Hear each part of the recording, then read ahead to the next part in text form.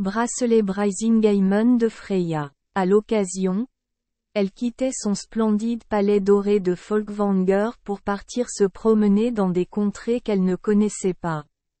Par hasard, elle a mis les pieds au pays des naines noires. Attirée par les acclamations venant de la grotte sombre, elle s'est arrêtée pour jeter un coup d'œil et a vu un groupe de nains applaudir la nouvelle création. Dès qu'elle a jeté un coup d'œil, Freya a été immédiatement captivée par la beauté de la créature. Et attirant. C'était un collier enfilé de fils d'or comme de minces rayons de soleil.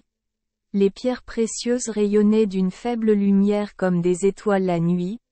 Chaque détail était soigneusement ciselé, rehaussant sa beauté gracieuse. Les nains nommèrent ce collier Brisingamen. Elle ne pouvait pas contrôler son désir d'avoir le plus beau collier du monde, alors elle a décidé de lui proposer de l'acheter. Mais réalisant qu'elle était la déesse de la beauté, les nains n'étaient pas d'accord, peu importe le montant d'or qu'elle payait. Ils lui ont demandé de rester avec chacun d'eux pendant un jour et une nuit. Fascinée par le collier, la déesse de la beauté a accepté. Tout s'est passé en secret, mais a été découvert par Loki.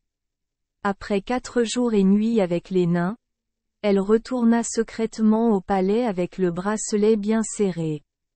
Loki en profite pour courir informer le mari de Freya, Odur, mais ce dieu demande des preuves. Et Loki l'a volé sans aucune difficulté. Odur a découvert que sa femme l'avait trahi, a jeté le bracelet de côté et a quitté Asgard. Se réveillant tôt le lendemain, découvrant ce qui s'était passé, elle fondit en larmes et courut avouer au dieu suprême Odin ce qui s'était passé. Odin a gentiment pardonné à la déesse, puis a demandé à Freya de porter ce collier toute sa vie, et d'errer partout à la recherche d'Odur.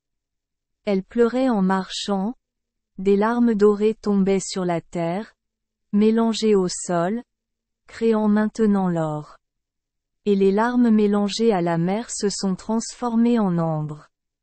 Merci les enfants des Esperluette Croisillon 39. Avoir écouté des contes de fées au jour Esperluette Croisillon 39. 8. Espérons que les histoires apporteront aux enfants des moments heureux et significatifs. Si vous aimez notre chaîne, veuillez appuyer sur le bouton S Esperluette Croisillon 39.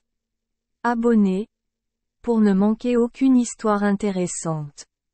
Je vous souhaite une bonne nuit de sommeil et de beaux rêves. Rendez-vous dans la prochaine histoire.